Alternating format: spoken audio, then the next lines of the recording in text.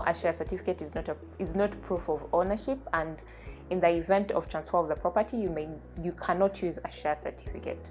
What usually happens in the event of group ownership is they have different ownership structures that they put in place to acquire or dispose of property.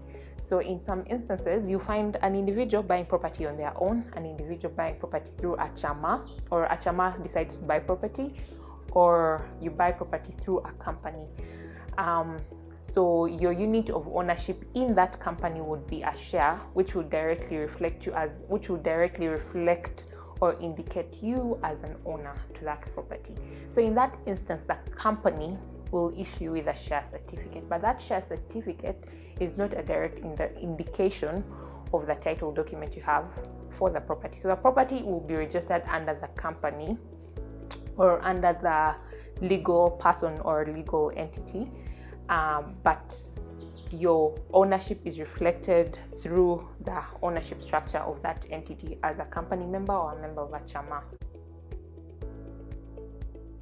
Capital gains tax is paid by the person who is selling the property. The way you arrive at capital gains tax is you look at the price of the property at the time you acquired it and the costs incurred during that time.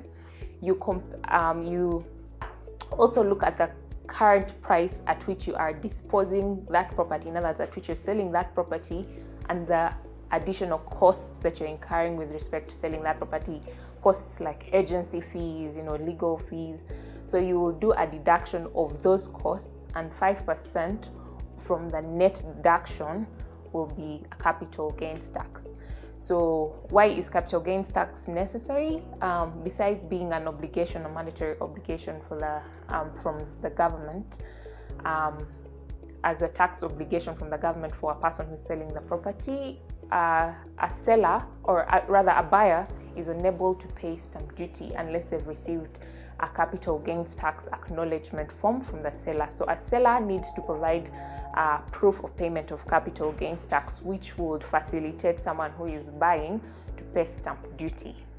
So stamp duty is a duty or a tax that is payable by the person who is buying or acquiring the property. Now, stamp duty varies from property to property, and the rate at which it's calculated depends on whether the property is within a municipality area or out of a municipality area. So where property is within a municipality area, stamp duty is going to be 4% of the value of the property. Where property is out of a municipality area, stamp duty will be at 2% of the value of the property. Now, when I refer to value of the property, I don't mean the value at which you've negotiated with the person who is selling the property. It is the value that has been ascertained by a government valuer as the value of the property that you are purchasing. So there are exemptions to the payment of stamp duty, and the Stamp Duty Act provides for different transactions that have been exempted from stamp duty.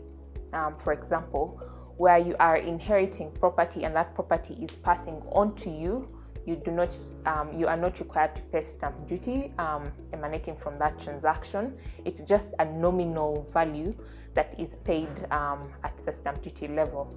Where the property is being transferred from spouse to spouse, stamp duty, that property is also exempt from stamp duty payment.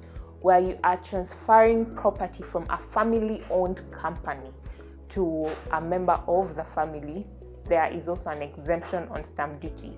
An exemption on stamp duty typically means that you are waiving payment of stamp duty. So to get an exemption from stamp duty, you need to make an application for exemption of stamp duty from the collector of stamp duty at the Ministry of Lands.